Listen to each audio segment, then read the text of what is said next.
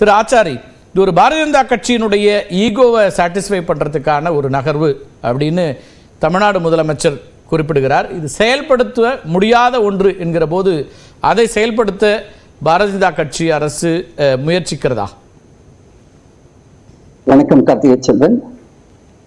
ஒரு வெர்பாட்டிமான ஒரு நிருபர் சந்திப்பை, அந்த நிருபர் சந்திப்புல ஒரு தலைவர் சொன்னதை நான் வெர்பாட்டிமா படிக்கிறேன். ஒரு ஜஸ்ட் ஒரு நிமிஷம் தான், கொட்டேஷன்ல ஆரம்பிக்கிறேன். அடிக்கடி தேர்தலை சந்திக்கும் மக்களின் தொல்லையை தவிர்ப்பதற்காக, நிர்வாகம் தடங்கலின்றி நடப்பதற்காக, மக்கள் நன்மைகளில் நாட்டம் செலுத்துவதற்காக, அரசின் பொது பணம் விரயம் ஆவதை தடுப்பதற்காக நாடாளுமன்றம், சட்டமன்றம், நகராட்சி, பஞ்சாயத்து ஆகிய தேர்தல்களை எல்லாம் ஒரே நேரத்தில் நடத்துவதே சிறந்தது என்று நான் கருதுகிறேன். இது ஒரு நிபுணர் குழு அமைத்து பரிசீலிக்க வேண்டிய பிரச்சனையாகும். 1971 டாக்டர் கலைஞருடைய பிரஸ் கான்ஃபரன்ஸ்ல அவர் சொன்ன வார்த்தைகள். சரி, இப்போ திரு ஸ்டாலின் அவர்கள் அதுக்கு ஜஸ்ட் ஆப்போசிட்டான ஒரு ஸ்டேஜ் எடுக்கிறார். இப்போ அந்த நான் படிச்சேன் இல்லைங்களா, இதேதான் இன்னைக்கும் 1971 பிறகு இப்ப 2024 வந்துட்டோம். ஆனாலும் டாக்டர் கலைஞர் சொன்னதுல எந்த ஒரு மாற்றமும் இல்லை. அதே நிலைமைதான் தொடர்கிறது. பாலிசி பேரலிசிஸ் அதையும் சொல்லியிருக்காரு. அதே மாதிரி மக்களுக்கு ஒவ்வொரு தடவையும் போய் ஓட்டு போடுறது அதையும் அவர் சொல்லியிருக்காரு. பண விரயம் அதையும் சொல்லியிருக்காரு. அப்ப இந்த இஷ்யூஸ் எல்லாம் அட்ரஸ் பண்ண வேண்டிய ஒரு சூழ்நிலையில திரு நரேந்திர மோடி அவர்கள் இந்த ஒரு முடிவை எடுக்கிறார்.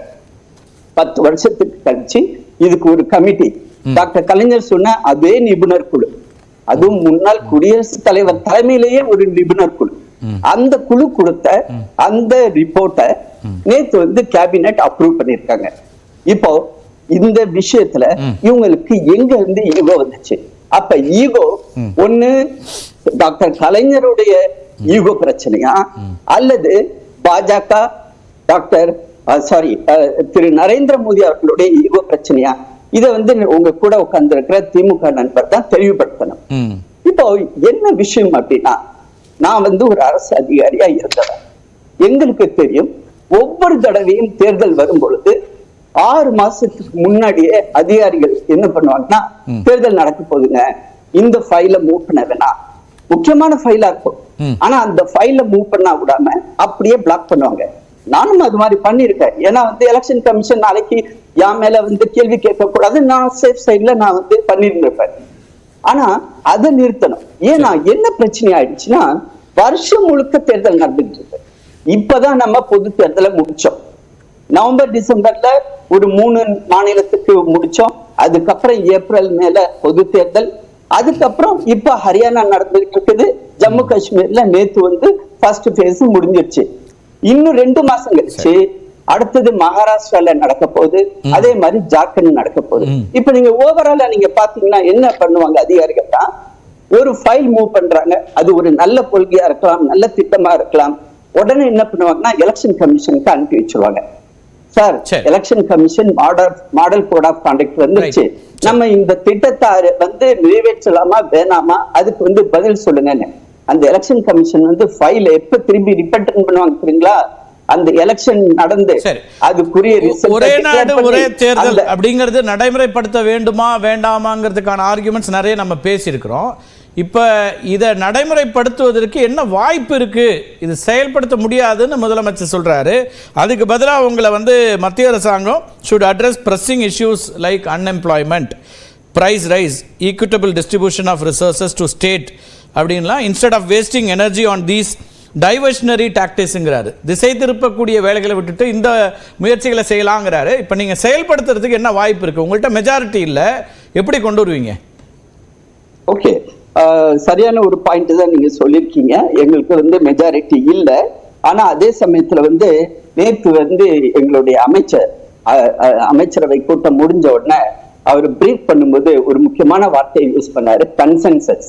அதாவது மக்கள் எல்லாருக்கூடையும் கலந்து பேசி, அதே மாதிரி அரசியல் கட்சிகள்கிட்டையும் கலந்து பேசி, ஒருமித்த கருத்தோடு இதை வந்து நிறைவேற்றணும். இப்ப ஜிஎஸ்டி கொண்டு வரும்போது இதே மாதிரியான இஷ்யூஸ் வந்துச்சு. ஜிஎஸ்டி கொண்டு வரவே மாட்டாங்க, நரேந்திர மோடி வந்து பேக் ஃபுட்ல போயிடுவாரு அப்படின்னு சொன்ன போதுல கூட ஜிஎஸ்டியை வந்து நாங்க இம்ப்ளிமெண்ட் பண்ணோம். எல்லாரோட என்ன ஒரே வித்தியாசம்னா இன்னைக்கு வந்து மெஜாரிட்டி அரசாங்கமா இல்ல, கூட்டணியா மெஜாரிட்டியில இருக்கீங்க. ஆனா 3/2 பங்கு பெரும்பான்மை 2 இடத்துலயுமே இல்ல, மக்களவையிலும் இல்ல, மாநிலங்களவையிலும் இல்ல. அப்ப அந்த கன்சென்சஸ்ங்கிறது யார்கிட்ட கொண்டு வர முயற்சி பண்றீங்க? அதாவது வந்து இப்ப நீங்க வந்து சொன்னீங்க இல்லைங்களா, எங்களுக்கு மெஜாரிட்டி இல்ல, அதை நான் வந்து ஒத்துக்கிறேன். ஏன்னா வந்து எங்களுக்கு என்டிஏ அப்படின்னு பார்த்தா 293 லோக்சபால. ஆனா இந்த கான்ஸ்டிடியூஷனல் அமெண்ட்மெண்ட் அட்லீஸ்ட் 2 பில்லையாவது கொண்டு வர வேண்டியிருக்கும். அந்த இதை கொண்டு வரதுக்கு 362 வந்து எங்களுக்கு தேவைப்படும். அதே மாதிரி நம்ம ராஜ்யசபால எடுத்துக்கிட்டீங்கன்னா எங்களுக்கு 126 இருக்குது, அங்க வந்து அதை கொண்டு வரணும்னா 156. ஆக எங்களுக்கு நம்பர் இல்ல. ஆனா அதே சமயத்துல கன்சென்சஸ் அப்படின்னும் போது எதிர்கட்சியில ஈவன் காங்கிரஸ்ல இருக்கவங்க, சமாஜ்வாதி பார்ட்டில இருக்கிறவங்க, அதை வந்து நிராகரிக்கிறோம் அப்படின்றாங்க சார். எங்க இருந்து வேற என்ன கன்சென்சஸ் உங்களுக்கு கொண்டு வருவீங்க? அதிமுகவுக்கு இன்னைக்கு வந்து நாடாளுமன்றத்துல மக்களவையில உறுப்பினர் இல்ல, மாநிலங்களவை மட்டும்தான் வச்சுக்க முடியும் நீங்க. அப்ப எங்க இருந்து வரும், என்ன வாய்ப்புகள் இருக்குன்னு நினைக்கிறீங்க? we have a long way to go. The day has just now started. அதுதான் அவர் என்ன குறிப்பிடுறாரு. அப்ப இன்னைக்கு இருக்கக்கூடிய இஷ்யூஸ்ல முக்கியமான பிரச்சனைகள்ல இருந்து டைவர்ட்டிங் டாக்டிக்ஸா இதை எடுத்துட்டு வரீங்களான்னு கேட்கிறாரு. எங்களுக்கு டைவர்ட் பண்ண வேண்டிய அவசியம் இல்லை. எங்களை பொறுத்தவரை நாங்கள் வந்து 100 நாளோட ரிப்போர்ட் கார்டை கூட நாங்க வந்து எங்களுடைய ஆட்சியோட 100 நாள் ரிப்போர்ட் கார்டை நம்ம 2 நாள் முன்னாடி கூட நம்ம இதை பத்தி பேசணும்.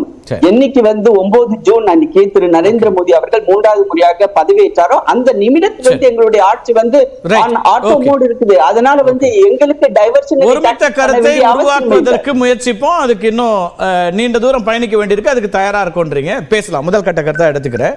ஹாசிப், எப்படி பார்க்குறீங்க? இதில் வந்து ஏற்கனவே உங்களுடைய முன்னாள் தலைவர், முன்னாள் முதலமைச்சர் கலைஞர் கருணாநிதி அவர்களுடைய கோட்டை தான் இப்போ அவர் திருப்பி சொல்கிறாரு. அதுக்கு நேர் எதிர்மாறாக இருக்கீங்களான்னு கேள்வி வைக்கிறார். இல்லை, அன்னைக்கு இருந்த ஜனநாயக சூழலுன்றது வேற, இன்னைக்கு இருக்கக்கூடிய ஜனநாயக சூழலுன்றது வேற. இன்றைக்கி வந்து வெளியேற்றிட்டு அவசர கதியில் பாரதிய நியாய சங்கீதா கிரிமினல் கோடையே வந்து 156 எம்பிஸை சஸ்பெண்ட் பண்ணிவிட்டு ஜனநாயகத்தை தூக்கி மிதிக்கக்கூடிய வேலையெல்லாம் அன்றைக்கி யாரும் பண்ணல. ஆனால் இன்றைக்கி அதெல்லாம் சர்வசாதாரணமாக நடந்துக்கிட்டு இருக்கிறத நம்ம பார்க்குறோம். அதே மாதிரி இப்போ 50 வருஷத்துக்கு முன்னாடி கோட் பண்ணதை வச்சு அரசியல் விவாதம் நடத்தணும் அப்படின்னா, குஜராத்துடைய முதல்வராக இருந்தபோது பேசிய நரேந்திர மோடி இன்றைக்கி அப்படியே மாற்றி பேசிக்கிட்டு இருக்காரு. அதை பற்றி ஒரு நிலைப்பாடையே நம்ம விவாதிக்கணும். ஜிஎஸ்டி கொள்கை முடிவு தானே, எதிர்த்தவர் தானே. பெட்ரோல்ல வந்து ஒன்றிய அரசு அவ்வளோ டாக்ஸ் கொள்ள அடிக்குது, மாநிலத்துக்கு கொடுக்க மாட்டேங்குதுன்னு சொன்னாரே. மாநில சுயாட்சின்றதுலாம் கொள்கை எல்லாம் கிடையாதா? இல்லை, ரொம்ப முக்கியமான ஒரு விஷயங்க. பாஜக எது செஞ்சாலுமே சந்தேகப்படணும். அதுவும் இந்த ரிஃபார்மு சீரமைப்புன்ற ஒரு வார்த்தையை சொல்லிட்டு வந்துச்சுன்னு வச்சுக்கோங்க, அப்போ டெஃபினட்டா சந்தேகப்படணும்.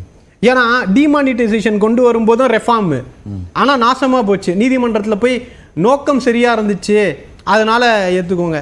அப்போ இவங்க இதெல்லாம் ரிஃபார்ம்ன்ற வார்த்தையை கொண்டு வரதே என்னென்னா, ஒழுங்காக இருக்கிறதே குட்டி சோறு ஆக்குற வேலை தான். நீங்கள் எலக்டோரல் பாண்டுன்னு கொண்டு வந்தாங்க, சந்தி சிரிச்சுதா இல்லையா? எலக்டோரல் ரிஃபார்ம், டிரான்ஸ்பரன்சி, எந்த அளவுக்கு உச்ச நீதிமன்றத்தில் சண்டை போட்டீங்க அது வரக்கூடாதுன்னு. அப்போ நல்லா இருக்கிற ஒரு விஷயத்தை கெடுக்கிறதுக்கு ரிஃபார்ம்ன்ற ஒரு வார்த்தையில் பாரதிய ஜனதா கட்சி வரும். அதுதான் அவர்களுடைய ட்ராக் ரெக்கார்ட். இப்போ இந்த பிரச்சனையில் 3 விவகாரங்கள் இருக்குங்க. ஒன்று நிர்வாக ரீதியான பிரச்சனைகள், இன்னொன்று அரசியல் அமைப்பை அடிப்படையில் சிதைக்க. என்ன அடிப்படையில் சொல்றீங்க? எந்த அடிப்படையில்னு சொல்றேன்னா, இவங்க பொதுவாக சொல்றாங்க அவங்க வந்து இந்திரா காந்தி காலத்தில் இருந்தது இல்லையா, அதுக்கப்புறம் தானே மாறிச்சுன்னா, அப்போ அது சட்டமா இல்லை, அது இயல்பாக நடந்துச்சு. இன்னைக்கு நீங்க சட்டமா மாற்றும் போது அவரே ஒத்துக்கிட்டாரு, அதெல்லாம் முடியாது, எங்க கிட்ட நம்பர்ஸ் இல்லை. அப்போ என்ன உப்பு சப்பாக்கு விளையாடிக்கிட்டு இருக்கீங்களா?